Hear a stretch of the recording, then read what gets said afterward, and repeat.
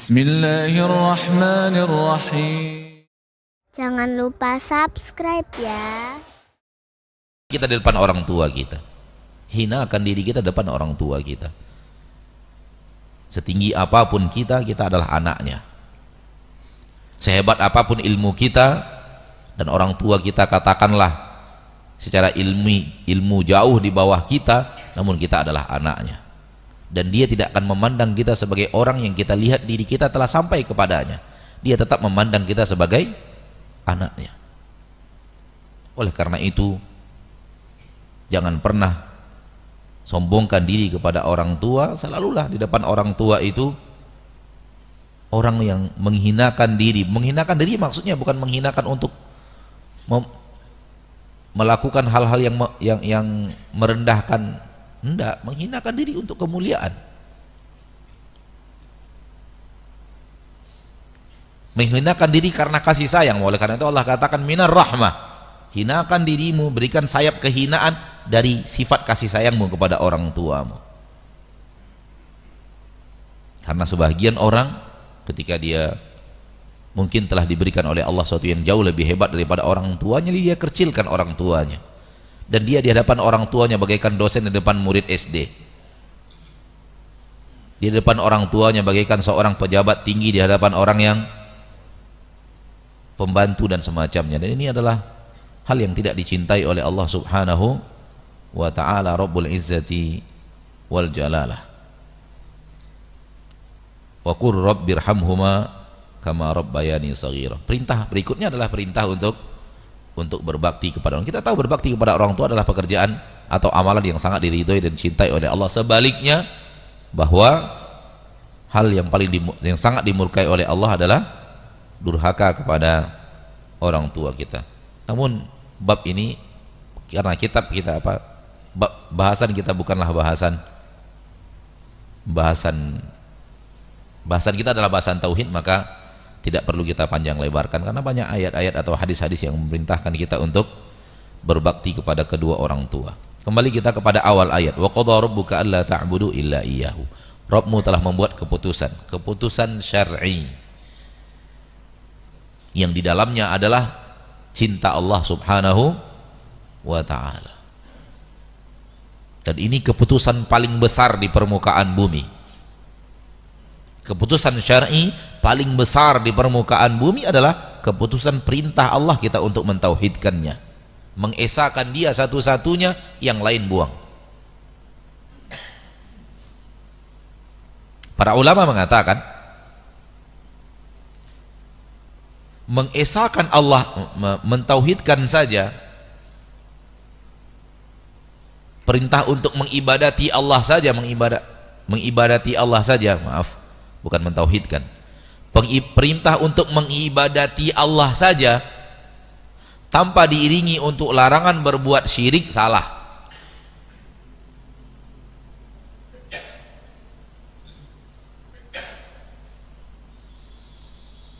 Ketika kita menganjurkan manusia, menganjurkan ibadah,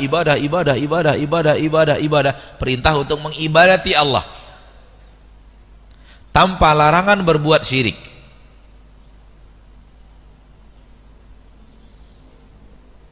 Ada orang yang terkenal, Masya Allah, semangat dia menyampaikan manusia untuk rajin sholat, rajin puasa, rajin ibadah, rajin akhlak, rajin berbuat baik, rajin berinfak dan bersedekah, rajin ibadah.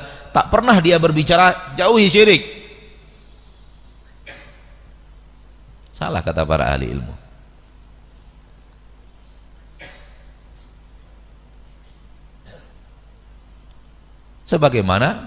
Sebaliknya adalah salah. Kalau setiap ngomong syirik terus nggak boleh jauhi syirik tanpa dia mengajak manusia untuk beribadah kepada Allah pun salah. Karena agama adalah gabungan keduanya. Agama kita adalah gabungan keduanya. Perintah untuk beribadah kepada Allah sekaligus larangan untuk berbuat syirik. Perhatikan ayat setelah ayat kursi. Ayat kursi adalah ayat yang paling mulia, sekaligus di antara ayat yang paling kita hafal. Masih ada di antara kita yang belum hafal ayat kursi? Kebangetan itu. Harusnya malu dengan jenggotnya sendiri kalau ayat kursi belum hafal. Di bawahnya persis Allah berfirman, la ikraha fiddin. Tidak ada paksaan dalam agama. Maksud tidak ada paksaan, memilih agama mana yang mau Anda pilih, itu nggak ada paksaan. Mau milih agama ini, agama ini, agama ini, agama ini, terserah Anda. Kenapa? Karena keterangan sudah jelas akan kebenaran agama Islam. Kalau Anda tidak mau memilih Islam lalu memilih yang lain, terserah Anda. Anda tidak dipaksa untuk masuk agama Islam.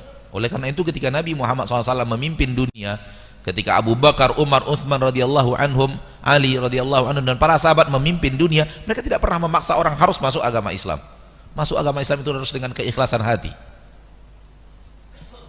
Walaupun mereka penguasa, mereka tidak paksa orang harus masuk Islam, enggak. Di tengah mereka hidup orang-orang yang agamanya bukan agama Islam, dan mereka tidak pernah memaksa. Anda bebas menjalankan agama Anda, karena Anda tidak boleh masuk agama Islam dengan cara paksaan.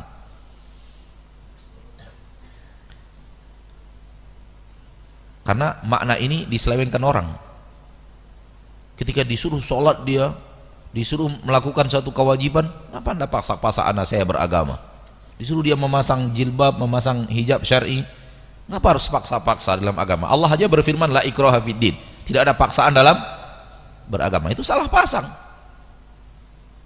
Salah pasang. Ayat ini bukan di sana pasangannya. Bukan pasangannya gimana ya? Bukan di sana meletakkannya. Kalau sudah masuk agama Islam, harus ikut ketentuan Islam. Toh Anda memilih Islam sebagai agama, ikuti ketentuannya.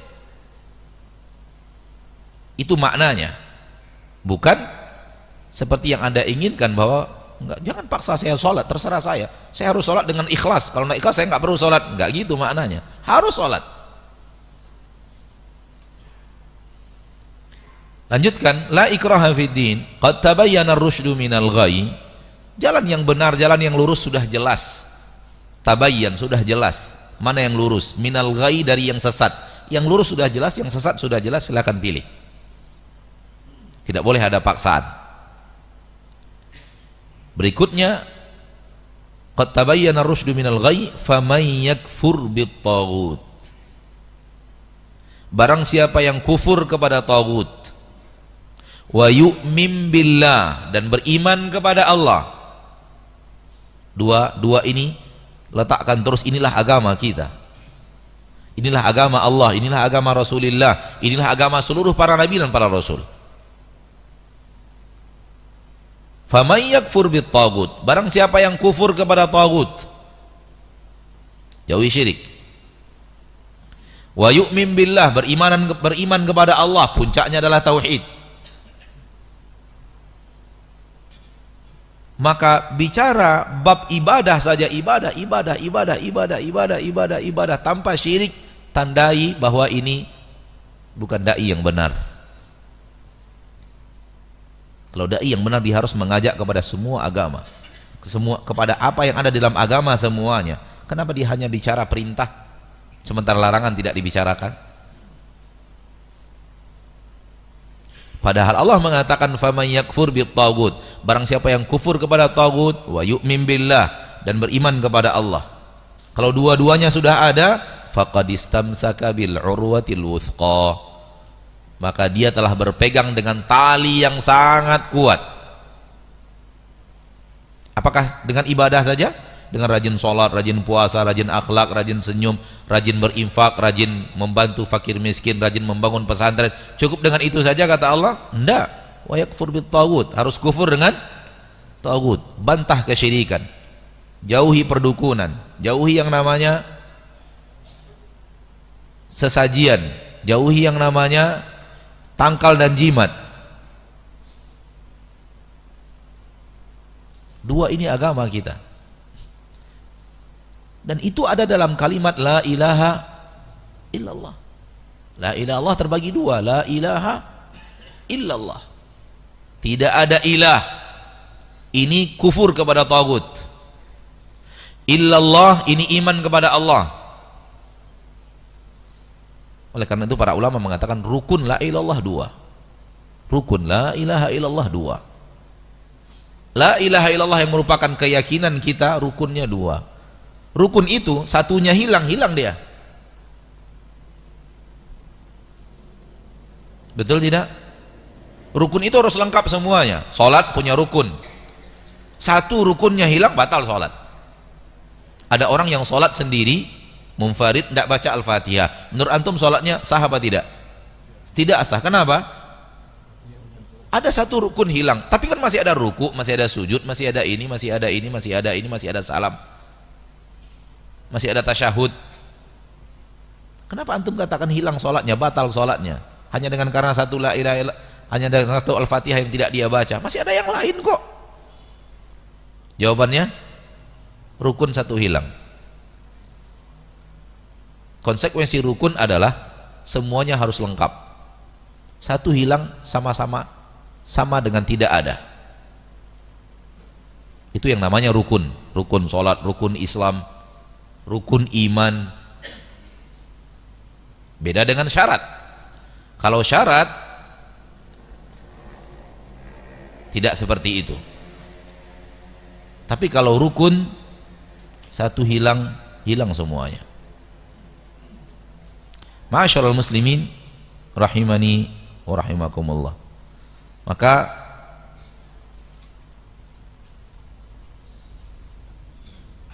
Allah telah membuat keputusan, dan itu keputusan paling besar, agar kita selalu bertauhid kepada Allah tabaraka wa taala, Rabbul Izzati wal Jalalah.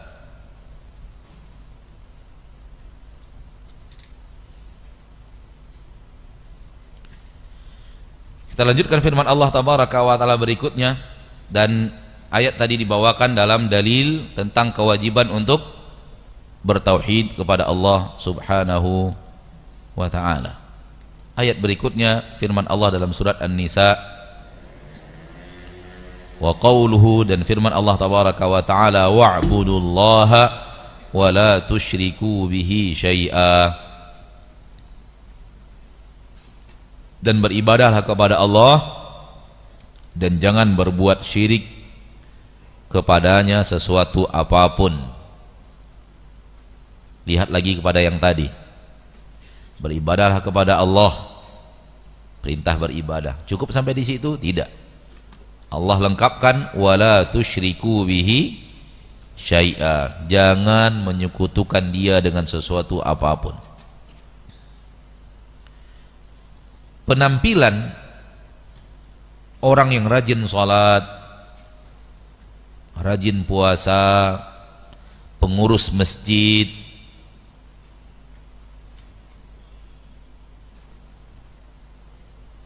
punya rumah asrama yatim piatu, atau punya pesantren, bagus sudah penampilan zahirnya.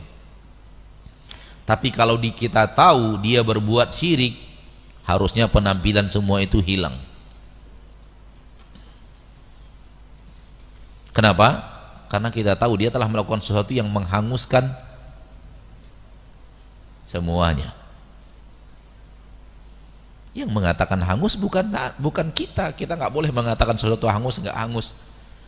Yang mengatakan hangus itu adalah Allah subhanahu wa ta'ala. La in asyrakta la yahbatanna amaluk, kalau engkau berbuat syirik maka hapus seluruh amalmu. Di sini Allah mengatakan, memerintahkan wa'budullah, dan beribadahlah kepada Allah. Ini perintah untuk wajibnya tauhid. Beribadahlah hanya kepada Allah dalam dua pemahaman yang tadi yang kita katakan. Ibadah kepada Allah adalah seluruh ketaatan, puncaknya adalah tauhid. Atau makna yang khusus, ibadah yang khusus secara maknanya adalah tauhid. Dan ini salah satu ayat buktinya. Beribadahlah kepada Allah, jangan berbuat syirik. Artinya apa? Esakan Allah, jangan sekutukan dia. Esakan Allah, jangan sekutukan dia. Tauhidkan Allah, jangan sekutukan dia. Maka dua ini harus saling ada, saling melengkapi. Satunya saja tanpa yang satunya tak ada arti. Karena satu rukun dari rukun la ilaha illallah hilang, maka la ilaha illallah hilang semuanya. Hal ini harus selalu kita ulang-ulang, harus selalu kita ingat, harus selalu kita tanamkan di dalam hati kita, agar kemudian kita hidup dengan ini sampai akhir hayat. Alangkah ruginya orang-orang yang kemudian rajin beribadah namun tidak peduli kepada syirik, sehingga terjerumus ke dalam syirik besar. Dan alangkah beruntungnya orang-orang yang ibadah iya dan semangat menjauhi syirik iya. Sebagai sesuatu yang terakhir dari materi ini, sebelum kita buka tanya jawab bi'idznillah azza wajal, tolong melalui kertas, bahwa boleh jadi ada orang yang dalam hidupnya belajar tauhid, tahu bahaya syirik, tahu bahaya syirik, namun ketika terjadi sesuatu di dalam kehidupannya dari bencana, maka pengetahuannya tentang bahaya syirik bisa dia langgar. Hati-hati itu. Ana punya pengalaman seseorang, tentu tidak boleh disebut namanya, tapi ana punya pengalaman seseorang yang kita tahu mungkin belajar tauhidnya sudah hitungan 20 tahun katakanlah, atau kalau tidak sampai angka 20, mendekati 17-18 tahun belajar tauhid, hidup anak-anaknya di pesantren segala macam, dan dia terkenal dari keluarga yang agamanya bagus. Ternyata ketika ditimpa masalah,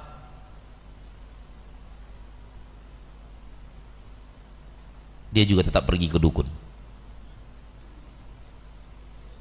Dan ini pelajaran yang sangat berharga bagi saya pribadi yang ingin berbagi kepada saudara-saudari kaum muslimin dan muslimat, al-hadirin wal hadirat, musyahidin wal musyahadat.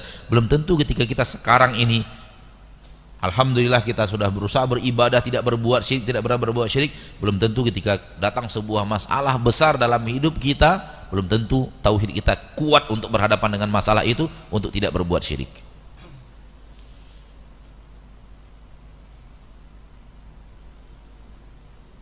Dan informasi bahwa dia ke dukun itu datang dari orang yang sangat dipercaya karena dari keluarga itu. Dan kita bagaikan disambar petir mendengarnya. Tidak artinya gimana ya? Tidak yakin dan tidak, salah pula kalimatnya. Merasa tidak percaya kok bisa orang seperti ini yang sekuat ini menurut kita, sudah lama belajar agama, sudah kuat keluarganya, sudah keluarga baik-baik, menantunya saja tidak sembarangan orang yang dipilih, kok bisa ke dukun gitu. Tapi alhamdulillah taubat lagi. Jadi intinya bahwa perkuat terus, karena belum tentu apa yang akan terjadi pada diri kita di kemudian hari, apa yang sekarang ini sudah kuat untuk berhadapan dengan itu. Ini yang terakhir, karena ayat berikutnya sangat panjang, bicara surat Al-An'am, maka kita sampaikan di sini dulu bahasan kita. Insya Allah kita lanjutkan pada kesempatan berikutnya, dan waktu yang ada kita gunakan untuk menjawab pertanyaan. Wassallallahu wasallam wa baraka wa an'am ala abdihi wa rasulihi Muhammad.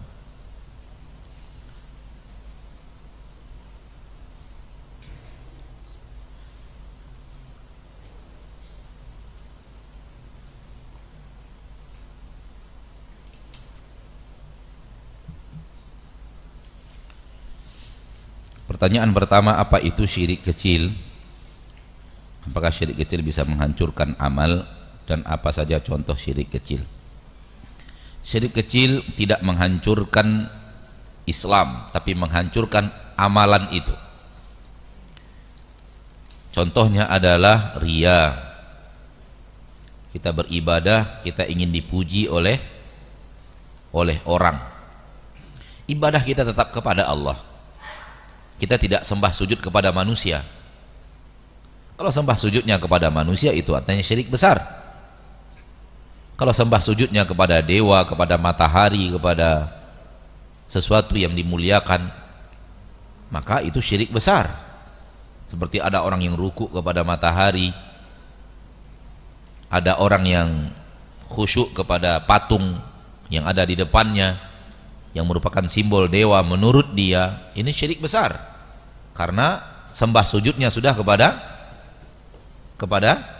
selain Allah.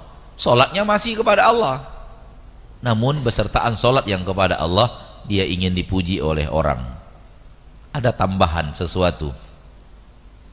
Ini disebut dengan syirik kecil. Dia tidak menghapuskan amalan manusia semuanya, akan tapi amalannya ketika itu saja.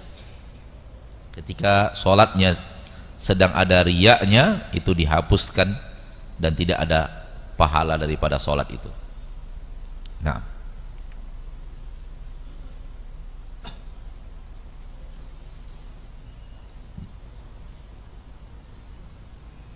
apakah pelaku syirik besar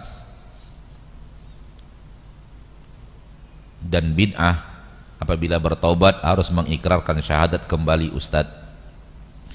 Orang yang mengikrarkan syahadat adalah orang yang masuk ke dalam agama Islam ketika dia di luar agama Islam. Itu yang kita tahu. Sejauh ilmu yang kita tahu, dia awalnya tidak muslim. Dia mungkin memakai agama-agama yang ada selain agama Islam. Ketika akan masuk agama Islam harus bersyahadat. Dan bersyahadatnya pun tidak wajib di depan orang ramai.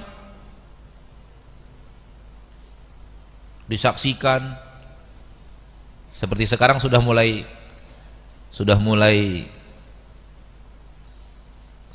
banyak orang yang kalau ingin bersyahadat disaksikan di depan orang ramai, di masjid disaksikan oleh jamaah gitu ya. Tidak harus seperti itu. Dengan dia mengucapkan dari hatinya yang ikhlas, asyhadu an la ilaha illallah wa asyhadu anna muhammadar rasulullah, masuk Islam dia. Tak mesti harus disaksikan ini, disaksikan itu, apalagi harus dapat surat tertentu dari masjid, kemudian surat itu harus diakui oleh instansi tertentu, tidak mesti.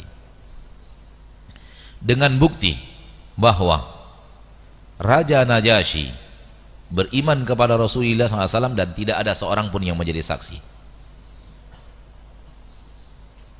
Raja Najasyi di Habasyah beriman kepada Allah dan Rasulnya, dan dia mengikrarkannya sendirian tanpa ada seorang pun yang tahu. Ketika dia wafat, baru orang tahu dari lisan Rasul dia orang muslim. Rasul mengatakan telah wafat hari ini rajulun saleh, seorang lelaki saleh, yaitu Raja Najasyi. Mari kita solatkan dari Madinah, Rasul menyolatkan, dan Raja Najasyi di Habasyah, di seberang lautan Jeddah.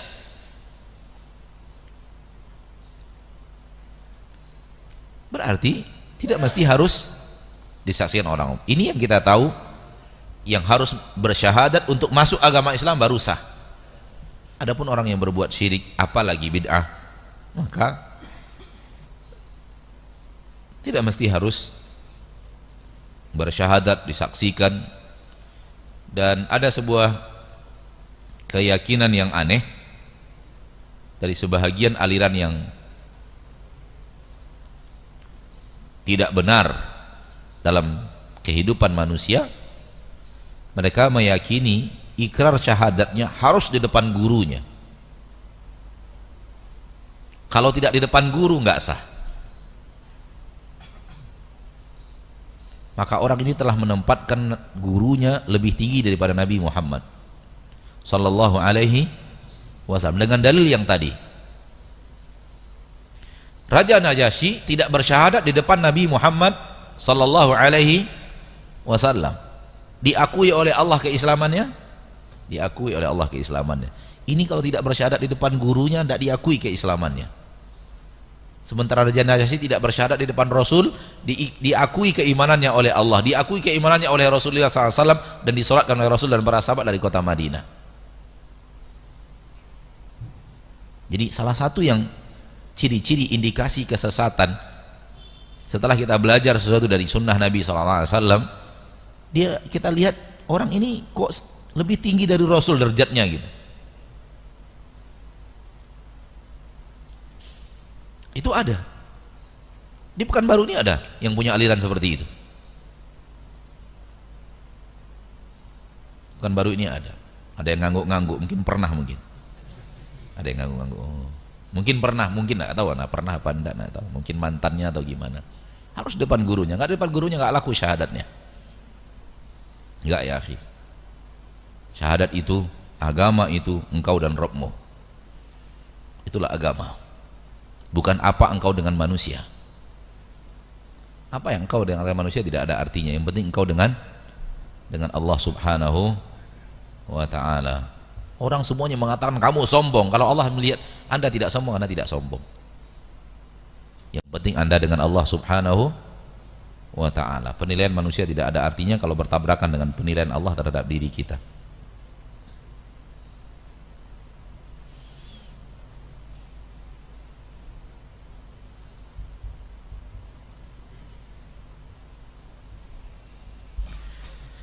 Di salah satu masjid sebelum dilakukan penyembelihan hewan kurban dilakukan penyiraman air bunga ke tubuh hewan.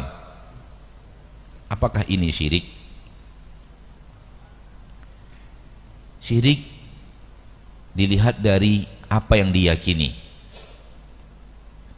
Kalau dia diyakini bahwa dengan menyiram-nyiram ini itu artinya hilang bencana, hilang mudarat, hilang, ini bahaya ini. Ini bisa masuk ke dalam kesyirikan. Tapi kalau menyiram-nyiram itu kebiasaan yang mereka terima dari nenek moyang mereka, tidak ada keyakinan itu sedikit pun, hanya begini yang terbaik melakukan hewan kurban, maka jatuhnya kepada bid'ah. Sama dengan tebar bunga di kuburan juga. Kalau diyakini di tebar bunga akan hilang azab kubur, dipasangi payung agar Ana bingung kenapa dipasangi payung di kubur itu. Ada juga botol yang dibalikkan. Ana juga nggak tahu keyakinan orang apa sebenarnya. Ana lihat beberapa kuburan ada botol yang dibalikkan, seolah-olah mayat itu dikasih minum gitu dari botol yang balik gitu kan, kayak dituang gitu. Persis di bagian kepala lagi botolnya. Ya, ada botol dibalikkan kepalanya, botol kosong tapi kepalanya dibalikkan ke dalam gitu, ke bagian bawah ditanam gitu. Ini apa maksudnya? Hati-hati dengan keyakinan. Kalau ini semua bisa menghilangkan mudarat, menghilangkan, itu sama dengan persembahan orang-orang kufar. Nanti kemudian menghilangkan ini, menghilangkan bala ini, menghilangkan bala itu bisa mendatangkan kesyirikan, wa'iyadzubillah. Tapi dia tebar bunga karena itu kebiasaan masyarakat, tebar bunga segala macam, sirami, kemudian apa, maka jatuh kepada bid'ah karena Nabi tidak pernah melakukan dan mengerjakannya. Dan ini baru pertama kali saya dengar ada hewan kurban disiram bunga dulu. Ini di mana kejadiannya ini? Hah? Iya.